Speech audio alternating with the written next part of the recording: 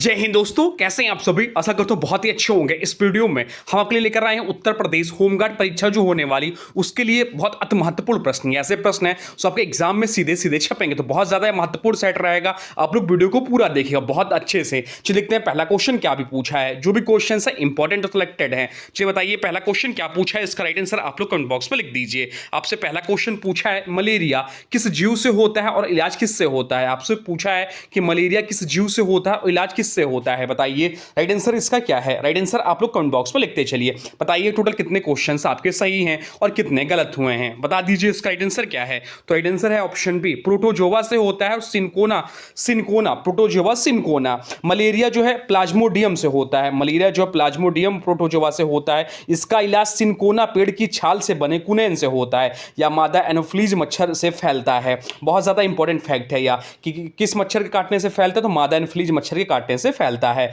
चलते हैं अगले प्रश्न को देखते हैं। अगला प्रश्न क्या पूछा है आपसे। अगला प्रश्न पूछा है विजयनगर साम्राज्य की स्थापना किसने की। आपसे पूछा है कि विजयनगर साम्राज्य की स्थापना किसने की। बताइए राइट आंसर क्या है। तो राइट आंसर जो हो जाएगा वो हो जाएगा ऑप्शन बी, हरिहर और बुक्का नाम के दो भाइयों ने। ऑप्शन बी इस प्रश्न का राइट आंसर हो जाएगा। विजयनगर साम्राज्य की स्थापना 1336 में हरिहर और बुक्का ने की। इसकी राजधानी क्या थी, इंपॉर्टेंट है। तो राजधानी जो थी वो हम्पी थी। हम्पी इसकी राजधानी थी। और कृष्णदेव राय इसका सबसे प्रसिद्ध शासक था, यह भी ध्यान रखिएगा। चलते हैं अगले प्रश्न को देखते हैं। अगला प्रश्न क्या पूछा है आपसे। अगला प्रश्न पूछा व्हाट्सएप की शुरुआत कब हुई। आपसे पूछा है कि व्हाट्सएप की शुरुआत कब हुई। बताइए राइट आंसर क्या हो जाएगा। राइट आंसर कमेंट बॉक्स में लिख दीजिए। तो राइट आंसर जो हो जाएगा वो हो जाएगा ऑप्शन सी, 2009 में। ऑप्शन सी इस प्रश्न का राइट आंसर हो जाएगा 2009 में। व्हाट्सएप की स्थापना जो हुई थी वह 2009 में हुई थी। व्हाट्सएप की स्थापना 2009 में। जो संस्थापक कौन थे, तो ब्रायन एक्टन और जॉन कोम थे। 2014 में फेसबुक ने इसे खरीदा। फेसबुक का जो वर्तमान नाम मेटा हो गया है, अभी पूछता एग्जाम पॉइंट। अब चलते हैं अगले प्रश्न को देखते हैं। अगला प्रश्न क्या पूछा है आपसे। अगला प्रश्न पूछा 1936 लखनऊ अधिवेशन के अध्यक्ष कौन थे। आपसे पूछा है कि 1936 लखनऊ अधिवेशन के अध्यक्ष कौन थे। बताइए इसका राइट आंसर क्या हो जाएगा। तो इसका जो राइट आंसर हो जाएगा वो हो जाएगा option B, Jawaharlal Nehru. JL Nehru इस प्रश्न का राइट आंसर हो जाएगा। जवाहरलाल नेहरू 1936 लखनऊ कांग्रेस अधिवेशन के अध्यक्ष थे। 1929 लाहौर अधिवेशन के भी यही अध्यक्ष थे, भी ध्यान रखें। पूर्ण स्वराज प्रस्ताव इसी में पारित हुआ था। कांग्रेस अधिवेशन से जुड़े अक्सर प्रश्न एग्जाम में आपके पूछते हैं। चलते हैं अगले प्रश्न की ओर देखते हैं। अगला प्रश्न क्या पूछा है आपसे। अगला प्रश्न पूछा हरित क्रांति के जनक कौन है। आपसे पूछा कि हरित क्रांति के जनक कौन है। बताइए इसका राइट आंसर क्या हो जाएगा। तो राइट आंसर जो है वो है, आप लोग बता दीजिए क्या हो जाएगा। राइट आंसर हो जाएगा option M S Swaminathan. Option A इस प्रश्न का राइट आंसर हो जाएगा। एम एस स्वामीनाथन को भारत में हरित क्रांति का जनक कहा जाता है। नॉर्मन बोरलॉग जो ऑप्शन में दिया है विश्व स्तर पर हरित क्रांति के जनक हैं। भारत में गेहूं उत्पादन में भारी वृद्धि इसी से हुई। चलते हैं अगले प्रश्न की ओर देखते हैं। अगला प्रश्न क्या पूछा है आपसे। अगला प्रश्न जो पूछा है वह पूछा है हाइड्रोजन की खोज किसने की। आपसे पूछा है कि हाइड्रोजन की खोज किसने की। बताइए राइट आंसर क्या हो जाएगा। तो इस प्रश्न का जो राइट आंसर हो जाएगा वो हो जाएगा ऑप्शन बी, हेनरी कैवेंडिश ने। ऑप्शन बी इस प्रश्न का राइट आंसर हो जाएगा हेनरी कैवेंडिश ने। हेनरी कैवेंडिश ने हाइड्रोजन की खोज की। इसे और लाबूजियर ने इसका नाम हाइड्रोजन रखा, यह भी ध्यान रखिएगा। चलते हैं अगले प्रश्न को देखते हैं। अगला प्रश्न क्या पूछा है आपसे। अगला प्रश्न जो पूछा है वह पूछा राष्ट्रीय मसाला बोर्ड का मुख्यालय कहाँ है। आपसे पूछा है कि राष्ट्रीय मसाला बोर्ड का मुख्यालय कहाँ है। बताइए राइट आंसर क्या है। राइट आंसर आप लोग कमेंट बॉक्स में लिख दीजिए। बताइए इसका राइट आंसर क्या हो जाएगा। राइट आंसर हो जाएगा ऑप्शन बी, कोच्चि में। ऑप्शन बी इस प्रश्न का राइट आंसर हो जाएगा। इसकी स्थापना 1987 में। मुख्यालय कोच्चि केरल में। यह मसालों के उत्पादन और निर्यात को नियंत्रित करता है। चलते हैं अगले प्रश्न को देखते हैं। अगला प्रश्न क्या पूछा है आपसे। अगला प्रश्न पूछा नीति आयोग की स्थापना कब हुई। आपसे पूछा है कि नीति आयोग की स्थापना कब हुई। बताइए राइट आंसर क्या हो जाएगा। तो इस प्रश्न का जो राइट आंसर हो जाएगा वो हो जाएगा ऑप्शन बी, 2015 में। ऑप्शन बी इस प्रश्न का राइट आंसर हो जाएगा 2015 में। नीति आयोग इसकी स्थापना 1 जनवरी 2015 को हो। मुख्यालय कहाँ है, तो मुख्यालय नई दिल्ली में। इसने योजना आयोग की जगह ली। चलते हैं अगले प्रश्न को देखते हैं। अगला प्रश्न क्या पूछा है आपसे। अगला प्रश्न पूछा विश्व गौरैया दिवस कब मनाया जाता है। आपसे पूछा है कि विश्व गौरैया दिवस कब मनाया जाता है। बताइए राइट आंसर क्या हो जाएगा। तो इस प्रश्न का जो राइट आंसर हो जाएगा वो हो जाएगा ऑप्शन ए, 20 मार्च को। 20 मार्च को विश्व गौरैया दिवस मनाया जाता है। 20 मार्च को वर्ल्ड स्पैरो डे मनाया जाता है। इसका उद्देश्य गौरैया पक्षी के संरक्षण के प्रति जागरूकता बढ़ाना है। चलते हैं अगले प्रश्न को देखते हैं। अगला प्रश्न क्या पूछा है आपसे। अगला प्रश्न जो पूछा है वह पूछा राष्ट्रीय महिला आयोग का गठन कब हुआ। आपसे पूछा है कि राष्ट्रीय महिला आयोग का गठन कब हुआ, बताइए राइट आंसर क्या हो जाएगा। तो राइट आंसर जो हो जाएगा वो हो जाएगा ऑप्शन बी 1992 में। ऑप्शन बी इस प्रश्न का राइट आंसर हो जाएगा। नेशनल कमीशन फॉर वुमेन्स, इसकी स्थापना 1992 में हुआ। कब हुआ? 1992। मुख्यालय जो है न्यू दिल्ली में इसका मुख्यालय है, या महिलाओं के अधिकारों की रक्षा के लिए कार्य करता है। चलते हैं अगले प्रश्न को देखते हैं। अगला प्रश्न क्या पूछा है आपसे। अगला प्रश्न पूछा कृषि जनगणना कितने वर्षों में होती है। आपसे पूछा है कि कृषि जनगणना कितने वर्षों में होती है, बताइए राइट आंसर क्या हो जाएगा। तो इस प्रश्न का जो राइट आंसर हो जाएगा वो हो जाएगा ऑप्शन बी 5 वर्ष। 5 वर्ष इस प्रश्न का राइट आंसर हो जाएगा। ऑप्शन बी इस प्रश्न का राइट आंसर हो जाएगा। भारत में कृषि जनगणना हर 5 वर्ष में होती है, या किसानों, भूमि और खेती के पैटर्न से जुड़ा डेटा देती है। समान जनगणना जो होता है 10 वर्ष में होती है। अभी यह अंतर ध्यान रखिएगा। चलते हैं अगले प्रश्न को देखते हैं। अगला प्रश्न क्या पूछा है आपसे। अगला प्रश्न पूछा उत्तर प्रदेश की प्रमुख नकदी फसल कौन सी है। आपसे पूछा है कि उत्तर प्रदेश की प्रमुख नकदी फसल कौन सी है, बताइए राइट आंसर क्या हो जाएगा। तो इस प्रश्न का जो राइट आंसर हो जाएगा वो हो जाएगा ऑप्शन सी गन्ना। गन्ना इस प्रश्न का राइट आंसर हो जाएगा। उत्तर प्रदेश की प्रमुख फसल, नकदी फसल जो है गन्ना है। उत्तर प्रदेश भारत का सबसे बड़ा गन्ना उत्पादक राज्य है। गन्ना से चीनी, गुड़ और एथेनॉल बनाए जाते हैं।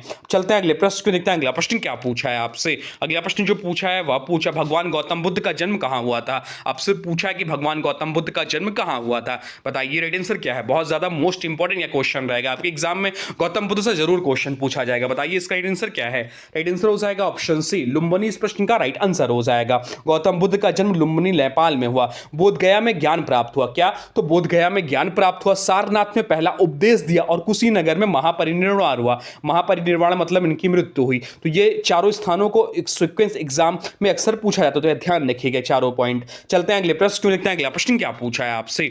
अगला प्रश्न पूछा अष्टाध्यायी की रचना किसने की थी। आपसे पूछा है कि अष्टाध्यायी की रचना किसने की थी, बताइए राइट आंसर क्या है। तो राइट आंसर जो इस प्रश्न का हो जाएगा वो हो जाएगा ऑप्शन बी पाणिनि इस प्रश्न का राइट आंसर हो जाएगा। पाणिनि इस प्रश्न का राइट आंसर हो जाएगा अष्टाध्यायी। पाणिनि ने अष्टाध्यायी की रचना की। संस्कृत व्याकरण का सबसे महत्वपूर्ण ग्रंथ है। चलते हैं अगले प्रश्न की ओर, देखते हैं अगला प्रश्न क्या पूछा है आपसे। अगला प्रश्न पूछा भारत की जीडीपी में कृषि का योगदान कितना है। आपसे पूछा है कि भारत की जीडीपी में कृषि का योगदान कितना है, बताइए राइट आंसर क्या हो जाएगा। तो इस प्रश्न का जो राइट आंसर है वो है ऑप्शन बी 18%। ऑप्शन बी इस प्रश्न का राइट आंसर हो जाएगा। भारत की जीडीपी में कृषि का योगदान लगभग 17 से 18% के आसपास रहता है, लेकिन रोजगार में इसका योगदान लगभग 40 से 45% है। अर्थशास्त्र में जीडीपी वर्सेस एम्प्लॉयमेंट डिफरेंस अक्सर पूछा जाता है एग्जाम में। चलते हैं अगले प्रश्न को देखते हैं। अगला प्रश्न क्या पूछा है आपसे। अगला प्रश्न पूछा है सोने का रासायनिक प्रतीक क्या है। आपसे पूछा है कि सोने का रासायनिक प्रतीक क्या है, बताइए राइट आंसर क्या हो जाएगा। तो इस प्रश्न का जो राइट आंसर हो जाएगा वो हो जाएगा ऑप्शन बी AU। AU इस प्रश्न का राइट आंसर हो जाएगा।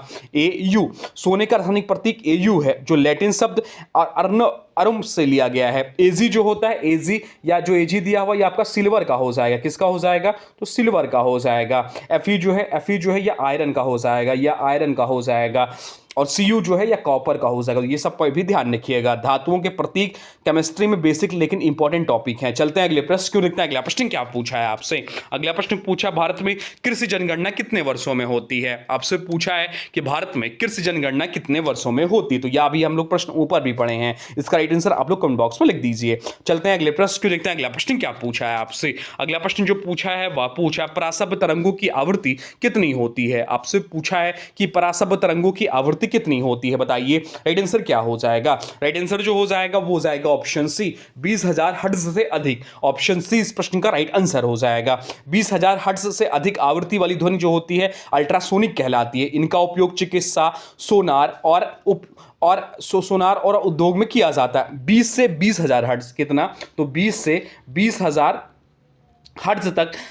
हर्ट्ज तक मानों की सरल सीमा होती है। चलते हैं अगले प्रश्न को देखते हैं। अगला प्रश्न क्या पूछा है आपसे। अगला प्रश्न है 1739 में नादिर शाह के आक्रमण के समय मुगल सम्राट कौन था। आपसे पूछा कि 1739 में नादिर शाह के आक्रमण के समय मुगल सम्राट कौन था, बताइए राइट आंसर क्या हो जाएगा। यह इंपॉर्टेंट प्रश्न है। राइट आंसर हो जाएगा ऑप्शन बी मोहम्मद शाह रंगीला इस प्रश्न का राइट आंसर हो जाएगा। नादिर शाह ने 1739 में भारत पर आक्रमण किया। उस समय मुगल सम्राट मोहम्मद शाह रंगीला था। इस आक्रमण में कोहिनूर हीरा और और मयूर सिंहासन लूट लिया गया था। चलते हैं अगले प्रश्न को देखते हैं। अगला प्रश्न क्या पूछा है आपसे। अगला प्रश्न पूछा छत्रपति शिवाजी महाराज की राजधानी कहाँ थी। आपसे पूछा है कि छत्रपति शिवाजी महाराज की राजधानी कहाँ थी, बताइए राइट आंसर क्या हो जाएगा। तो राइट आंसर जो हो जाएगा वो हो जाएगा ऑप्शन बी रायगढ़। रायगढ़ इस प्रश्न का राइट आंसर हो जाएगा, रायगढ़।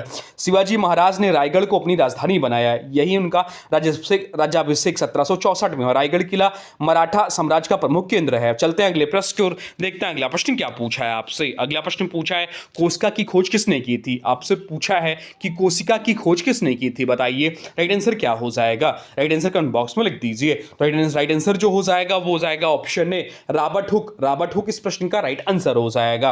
रॉबर्ट हुक ने 1665 में कोशिका की खोज की। उन्होंने कार्क के टुकड़े में छोटे छोटे कच्छ देखे और उन्हें सेल नाम दिया। कोशिका जीवों की संरचनात्मक और कार्यात्मक इकाई है। चलते हैं अगले प्रश्न को देखते हैं। अगला प्रश्न क्या पूछा है आपसे। अगला प्रश्न जो पूछा है वह पूछा है कैंसर के उपचार में किस रेडियोधर्मी आइसोटोप का उपयोग किया जाता है। आपसे पूछा है कि कैंसर के उपचार में किस रेडियोधर्मी आइसोटोप का उपयोग किया जाता है, बताइए राइट आंसर क्या हो जाएगा। राइट आंसर हो जाएगा ऑप्शन ए कोबाल्ट 60 इस प्रश्न का राइट आंसर हो जाएगा। कोबाल्ट 60 का उपयोग कैंसर के उपचार में रेडियोथेरेपी के लिए किया जाता है। या उच्च ऊर्जा वाली गामा किरणें उत्सर्जित करता है जो कैंसर कोशिकाओं को नष्ट करती है। आयोडीन 131 थायराइड रोग में उपयोग होता है। दोनों में अंतर पूछा जाता है एग्जाम में, यह भी ध्यान रखिएगा। चलते हैं अगले प्रश्न को देखते हैं। अगला प्रश्न क्या पूछा है आपसे। अगला प्रश्न पूछा राष्ट्रीय महिला आयोग के अध्यक्ष कार्यकाल कितने वर्ष का होता है। यह इंपॉर्टेंट प्रश्न है, इंपॉर्टेंट मार्क कर लीजिए इसको। आपसे पूछा कि राष्ट्रीय महिला आयोग के अध्यक्ष कार्यकाल कितने वर्ष का होता है। अधिकतम लोग ऑप्शन सी टिक करके आएंगे तो आपका गलत हो जाएगा। इस प्रश्न का जो राइट आंसर हो जाएगा वो हो जाएगा ऑप्शन बी 3 वर्ष। ऑप्शन बी इस प्रश्न का राइट आंसर हो जाएगा। नेशनल कमीशन फॉर वुमेन्स अभी आपको बताया है कि स्थापना कब हुई थी, 1992। हेडक्वार्टर कहाँ है, न्यू दिल्ली में है। अध्यक्ष और सदस्यों का कार्यकाल 3 वर्ष होता है। यह आयोग महिलाओं के अधिकारों की सुरक्षा और शिकायतों की जांच करता है। चलते हैं अगले प्रश्न की ओर, देखते हैं अगला प्रश्न क्या पूछा है आपसे। अगला प्रश्न पूछा है मथुरा का राजकीय संग्रहालय कब स्थापित हुआ था। आपसे पूछा है कि मथुरा का राजकीय संग्रहालय कब स्थापित हुआ था, बताइए राइट आंसर क्या हो जाएगा। तो इस प्रश्न का जो राइट आंसर हो जाएगा वो हो जाएगा ऑप्शन बी 1874 में। ऑप्शन बी इस प्रश्न का राइट आंसर हो जाएगा। मथुरा संग्रहालय की स्थापना 1874 में कब हुई थी, 1874 में हुई। या प्राचीन मूर्ति कला और कुशाणकालीन कला के लिए प्रसिद्ध है। चलते हैं अगले प्रश्न को देखते हैं। अगला प्रश्न क्या पूछा है आपसे। अगला प्रश्न पूछा है 2001 से 2011 में सबसे कम जनसंख्या वृद्धि वाला राज्य कौन था। आपसे पूछा कि 2001 से 2011 में सबसे कम जनसंख्या वृद्धि वाला राज्य कौन सा था, बताइए राइट आंसर क्या हो जाएगा। राइट आंसर हो जाएगा ऑप्शन ए नागालैंड इस प्रश्न का राइट आंसर हो जाएगा। 2011 जनगणना में नागालैंड की जनसंख्या वृद्धि दर नकारात्मक रही है। यह भारत का एकमात्र राज्य था जहां जनसंख्या में गिरावट दर्ज की गई। जनगणना से जुड़े ऐसे यूनिक फैक्ट्स एग्जाम में पूछे जाते हैं तो ध्यान रखिएगा, जनगणना इंपॉर्टेंट है। चलते हैं अगले प्रश्न की ओर, देखते हैं अगला प्रश्न क्या पूछा है आपसे। अगला प्रश्न पूछा है विश्व आर्थिक मंच का मुख्यालय कहां स्थित है। आपसे पूछा वर्ल्ड इकोनॉमिक्स फोरम का मुख्यालय कहां स्थित है, बताइए राइट आंसर क्या हो जाएगा। राइट आंसर हो जाएगा option B Geneva. Geneva Switzerland इस प्रश्न का राइट आंसर हो जाएगा। वर्ल्ड इकोनॉमिक फोरम इसकी स्थापना 1971 में हुई थी। मुख्यालय अभी हम लोग पढ़ रहे हैं जिनेवा स्विट्जरलैंड में है। ऑप्शन में जो दिया हुआ है दावोस में इसकी वार्षिक बैठक होती है लेकिन हेडक्वार्टर जिनेवा है। यही ट्रैप क्वेश्चन आता है एग्जाम में। या वैश्विक आर्थिक मुद्दों पर चर्चा करने वाला प्रमुख मंच है। चलते हैं अगले प्रश्न को देखते हैं। अगला प्रश्न क्या पूछा है आपसे। अगला प्रश्न पूछा है नमक सत्याग्रह का नेतृत्व किसने किया था। आपसे पूछा है कि नमक सत्याग्रह का नेतृत्व किसने किया था, बताइए राइट आंसर क्या है इस प्रश्न का। तो राइट आंसर जो इस प्रश्न का हो जाएगा वो हो जाएगा ऑप्शन सी महात्मा गांधी इस प्रश्न का राइट आंसर हो जाएगा। साल्ट मार्च का नेतृत्व महात्मा गांधी ने किया। यह दांडी यात्रा के रूप में प्रसिद्ध है, साबरमती से दांडी तक। इसका उद्देश्य ब्रिटिश नमक कानून का विरोध करना था। चलते हैं अगले प्रश्न को देखते हैं। अगला प्रश्न क्या पूछा है आपसे। अगला प्रश्न जो पूछा है वह पूछा है यूपीएसएसएफ का गठन किस वर्ष हुआ था। आपसे पूछा कि यूपीएसएसएफ का गठन किस वर्ष हुआ था, बताइए राइट आंसर क्या है। या इंपॉर्टेंट प्रश्न मार्क कर लीजिए। तो राइट आंसर जो हो जाएगा वो हो जाएगा ऑप्शन सी 2020 इस प्रश्न का राइट आंसर हो जाएगा। इसका फुल फॉर्म होता है यूपीएसएसएफ का Uttar Pradesh special security force. इसकी स्थापना जो हुई थी 2020 में हुई थी। हेडक्वार्टर कहां है, तो हेडक्वार्टर जो हो जाता है वह लखनऊ में हो जाता है। लखनऊ में इसका हेडक्वार्टर हो जाता है। इसका उद्देश्य महत्वपूर्ण संस्थानों की सुरक्षा करना है। सीआईएसएफ की तरह राज्य स्तर की सुरक्षा बल के रूप में काम करता है। चलते हैं अगले प्रश्न को देखते हैं। अगला प्रश्न क्या पूछा है आपसे। अगला प्रश्न पूछा तंबाकू बोर्ड का मुख्यालय कहां है। आपसे पूछा है कि तंबाकू बोर्ड का मुख्यालय कहां है, बताइए राइट आंसर क्या हो जाएगा। तो राइट आंसर जो हो जाएगा वो हो जाएगा ऑप्शन बी गुंटूर इस प्रश्न प्रश्न का राइट आंसर हो जाएगा। टैबैको बोर्ड इंडिया, इसकी स्थापना कब हुई थी? तो 1976 में हुई थी। हेडक्वार्टर कहाँ है? तो गुंटूर आंध्र प्रदेश में है। यह तंबाकू उत्पादन, निर्यात और गुणवत्ता नियंत्रण के लिए कार्य करता है। चलते हैं अगले प्रश्न की ओर, देखते हैं अगला प्रश्न क्या पूछा है आपसे। अगला प्रश्न पूछा है किरिबाती देश की राजधानी क्या है? आपसे पूछा किरिबाती देश की राजधानी क्या है, बताइए राइट आंसर क्या है। तो इस प्रश्न का जो राइट आंसर हो जाएगा वो हो जाएगा ऑप्शन बी, तरावा। तरावा इस प्रश्न का राइट आंसर हो जाएगा। किरिबाती प्रशांत महासागर में स्थित एक द्वीपीय देश है। इसकी राजधानी दक्षिण तरावा है। छोटे द्वीपीय देशों की राजधानी एग्जाम में पूछता है। चलते हैं अगले प्रश्न क्यों, देखते हैं अगला प्रश्न क्या पूछा है आपसे। अगला प्रश्न पूछा भारतीय थल सेना की कितनी कमान है? आपसे पूछा है कि भारतीय थल सेना की कितनी कमान है, बताइए इसका राइट आंसर क्या है। इंपॉर्टेंट क्वेश्चन यह है, बताइए राइट आंसर क्या है, या आप लोग नहीं जानते होंगे, बताइए। अगर पता है तो यस लिखिए कमेंट बॉक्स में, नहीं पता है तो नो लिखिए। इस प्रश्न का राइट आंसर हो जाएगा ऑप्शन सी, 7 इस प्रश्न का राइट आंसर हो जाएगा। भारतीय थल सेना में कुल 7 कमान है, जैसे उत्तरी, पूर्वी, पश्चिमी, दक्षिणी, मध्य दक्षिण पश्चिमी और प्रशिक्षण कमान। कमान संरचना से जुड़े प्रश्न डिफेंस जीके में फ्रिक्वेंटली पूछे जाते हैं। चलते हैं अगले प्रश्न की ओर, देखते हैं अगला प्रश्न क्या पूछा है आपसे। अगला प्रश्न पूछा है संघ की राजभाषा का उल्लेख किस अनुच्छेद में है? आपसे पूछा है कि संघ की राजभाषा का उल्लेख किस अनुच्छेद में है, बताइए राइट आंसर क्या हो जाएगा। राइट आंसर जो हो जाएगा वो हो जाएगा ऑप्शन सी, अनुच्छेद 343 इस प्रश्न का राइट आंसर हो जाएगा। अनुच्छेद 343 में संघ की राजभाषा हिंदी यानी कि देवनागरी लिपि निर्धारित की गई है। अंग्रेजी को भी आधिकारिक कार्यों के लिए सहायक भाषा के रूप में रखा गया है। भाषा से जुड़े अनुच्छेद 343 से जो 351 एग्जाम में बहुत इंपॉर्टेंट होते हैं, पूछते हैं आपसे। चलते हैं अगले प्रश्न की ओर, देखते हैं अगला प्रश्न क्या पूछा है आपसे। अगला प्रश्न पूछा 1905 के बंगाल विभाजन के विरोध में कौन सा आंदोलन शुरू हुआ? आपसे पूछा कि 1905 के बंगाल विभाजन के विरोध में कौन सा आंदोलन शुरू हुआ, बताइए राइट आंसर क्या हो जाएगा। तो इस प्रश्न का जो राइट आंसर हो जाएगा वो हो जाएगा ऑप्शन ए, स्वदेशी और बहिष्कार आंदोलन। ऑप्शन ए इस प्रश्न का राइट आंसर हो जाएगा। 1905 में बंगाल विभाजन के विरोध में स्वदेशी आंदोलन शुरू हुआ। इसमें विदेशी वस्तुओं का बहिष्कार और स्वदेशी वस्तुओं का उपयोग किया गया। चलते हैं अगले प्रश्न को, देखते हैं अगला प्रश्न क्या पूछा है आपसे। अगला प्रश्न पूछा अक्साई चीन किस क्षेत्र में स्थित है? आपसे पूछा है कि अक्साई चीन किस क्षेत्र में स्थित है, बताइए राइट आंसर क्या है। तो राइट आंसर जो हो जाएगा वो हो जाएगा ऑप्शन बी, लद्दाख इस प्रश्न का राइट आंसर हो जाएगा। अक्साई चीन भारत चीन सीमा पर स्थित विवादित क्षेत्र है। यह लद्दाख क्षेत्र का हिस्सा माना जाता है लेकिन चीन के नियंत्रण में है। यह भारत चीन सीमा विवाद का प्रमुख कारण है, इसलिए एग्जाम में पूछा जाता है। चलते हैं अगले प्रश्न की ओर, देखते हैं अगला प्रश्न क्या पूछा है आपसे। अगला प्रश्न जो पूछा है वह पूछा 1975 के आपातकाल के समय राष्ट्रपति कौन थे? आपसे पूछा है कि 1975 के आपातकाल के समय राष्ट्रपति कौन थे, बताइए राइट आंसर क्या हो जाएगा। तो राइट आंसर जो हो जाएगा वो हो जाएगा ऑप्शन बी, फखरुद्दीन अली अहमद इस प्रश्न का राइट आंसर हो जाएगा। फखरुद्दीन अली अहमद 1975 में भारत के राष्ट्रपति थे। 25 जून 1975 को आपातकाल लागू किया गया था। यह भारत के राजनीतिक इतिहास की महत्वपूर्ण घटना है। चलते हैं अगले प्रश्न को, देखते हैं अगला प्रश्न क्या पूछा है आपसे। अगला प्रश्न जो पूछा है वह पूछा है बाघ को राष्ट्रीय पशु कब घोषित किया गया? आपसे पूछा है कि बाघ को राष्ट्रीय पशु कब घोषित किया गया, बताइए राइट आंसर क्या हो जाएगा। तो राइट आंसर जो हो जाएगा वो हो जाएगा ऑप्शन सी, 1972 में। ऑप्शन सी इस प्रश्न का राइट आंसर हो जाएगा। 1972 में बाघ को भारत का राष्ट्रीय पशु घोषित किया गया। इससे पहले शेर राष्ट्रीय पशु था। अब चलते हैं अगले प्रश्न को, देखते हैं अगला प्रश्न क्या पूछा है आपसे। अगला प्रश्न जो पूछा है वह पूछा है मैडम क्यूरी ने किस रेडियोधर्मी तत्व की खोज की थी? आपसे पूछा है कि मैडम क्यूरी ने किस रेडियोधर्मी तत्व की खोज की थी, बताइए राइट आंसर क्या है। तो राइट आंसर जो है वो है ऑप्शन बी, रेडियम इस प्रश्न का राइट आंसर हो जाएगा। मेरी क्यूरी ने रेडियम और पोलोनियम की खोज की। वह पहली महिला थी जिन्हें नोबेल पुरस्कार मिला। उन्हें दो बार नोबेल पुरस्कार प्राप्त हुआ है। चलते हैं अगले प्रश्न की ओर, देखते हैं अगला प्रश्न क्या पूछा है आपसे। अगला प्रश्न जो पूछा है वह पूछा है बुंदेलखंड का लोकप्रिय लोकगीत कौन सा है? आपसे पूछा है कि बुंदेलखंड का लोकप्रिय लोकगीत कौन सा है, बताइए राइट आंसर क्या है। तो इस प्रश्न का जो राइट आंसर हो जाएगा वो हो जाएगा ऑप्शन सी, आल्हा इस प्रश्न का राइट आंसर हो जाएगा। आल्हा बुंदेलखंड क्षेत्र का प्रसिद्ध वीर रस लोकगीत है। इसमें आल्हा उदल की वीरता का वर्णन किया जाता है। चलते हैं अगले प्रश्न को, देखते हैं अगला प्रश्न क्या पूछा है आपसे। अगला प्रश्न जो पूछा है वह पूछा सीबीआई की स्थापना कब हुई थी?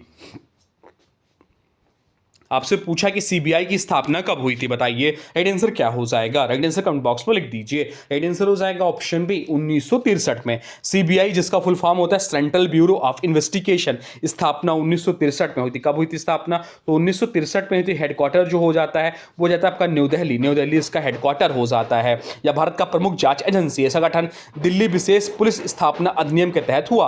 अब चलते हैं अगले प्रश्न को देखते हैं। अगला प्रश्न क्या पूछा है आपसे। अगला प्रश्न जो पूछा है वह पूछा किर्गिस्तान की राजधानी क्या है। आपसे पूछा है कि किर्गिस्तान की राजधानी क्या है, बताइए राइट आंसर क्या हो जाएगा। राइट आंसर हो जाएगा ऑप्शन बी बिस्केक। इस प्रश्न का राइट आंसर हो जाएगा किर्गिस्तान की राजधानी बिस्केक है। आस्ताना जिसका अब नाम नूर सुल्तान कजाकिस्तान की राजधानी है। चलते हैं अगले प्रश्न को देखते हैं। अगला प्रश्न क्या पूछा है आपसे। अगला प्रश्न जो पूछा है वह पूछा है 2011 जनगणना के अनुसार उत्तर प्रदेश की जनसंख्या कितनी थी। आपसे पूछा है कि 2011 जनगणना के अनुसार उत्तर प्रदेश की जनसंख्या कितनी थी, बताइए राइट आंसर क्या हो जाएगा। राइट आंसर हो जाएगा ऑप्शन ए 19 करोड़ 98 लाख।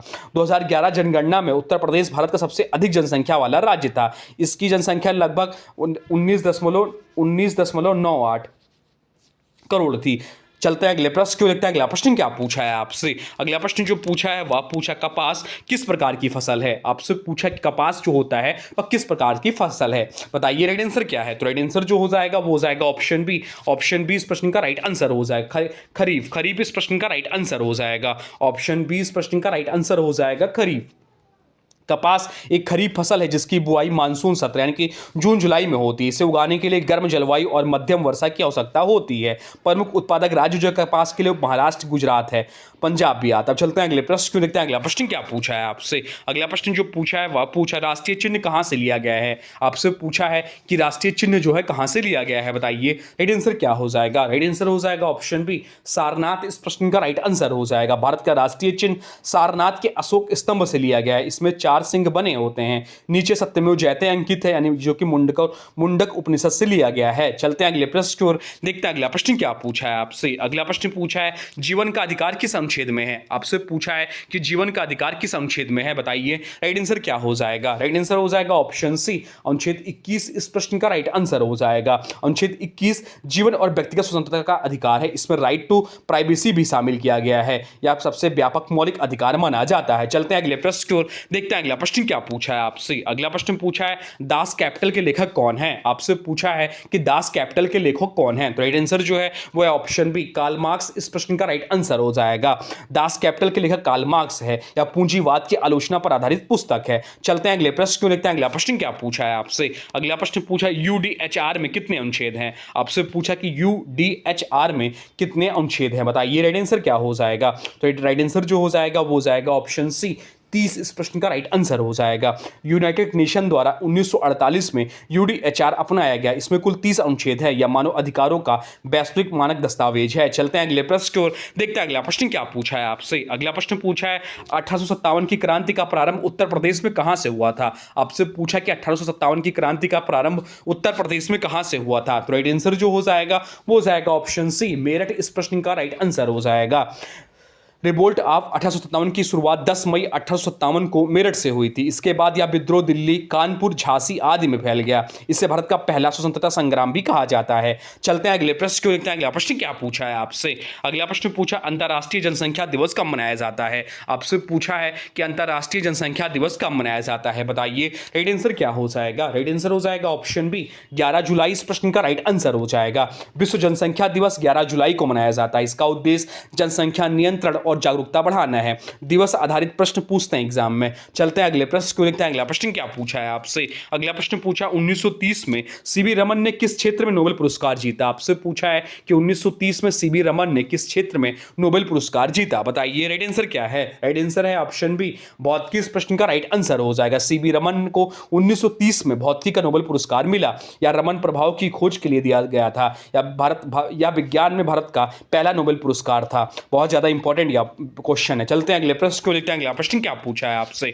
अगला प्रश्न पूछा उत्तर प्रदेश में संस्कृत विभाग की स्थापना कब हुई थी। आपसे पूछा है कि उत्तर प्रदेश में संस्कृत विभाग की स्थापना कब हुई थी, बताइए राइट आंसर क्या है। राइट आंसर हो जाएगा ऑप्शन बी 1957 में। ऑप्शन बी इस प्रश्न का राइट आंसर हो जाएगा। उत्तर प्रदेश संस्कृत विभाग की स्थापना 1957 में की गई थी। इसका कार्य राज्य की कला, संस्कृति और विरासत को बढ़ावा देना होते हैं।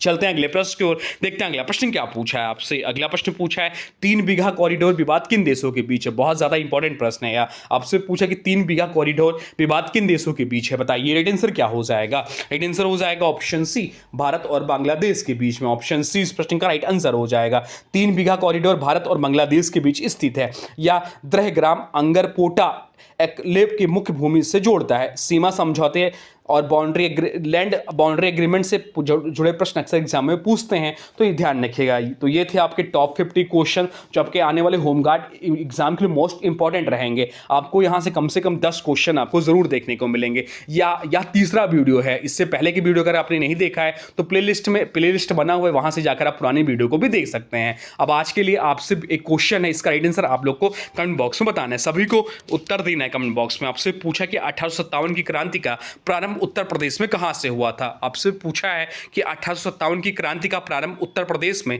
कहां से हुआ था। इसका जो भी राइट आंसर होगा कमेंट बॉक्स में जरूर बताइएगा, और इसके बारे में जो भी कुछ जानते हैं वह भी कमेंट बॉक्स में लिख दीजिएगा। और कोई सुझाव हो या कुछ भी जानना हो तो कमेंट बॉक्स में जरूर लिखिएगा, आपको रिप्लाई जरूर किया जाएगा। तो चलिए मिलते हैं एक नए वीडियो में, तब तक के लिए thanks for watching railway exam target. For more update please subscribe railway exam target channel को। जय हिंद, वंदे मातरम।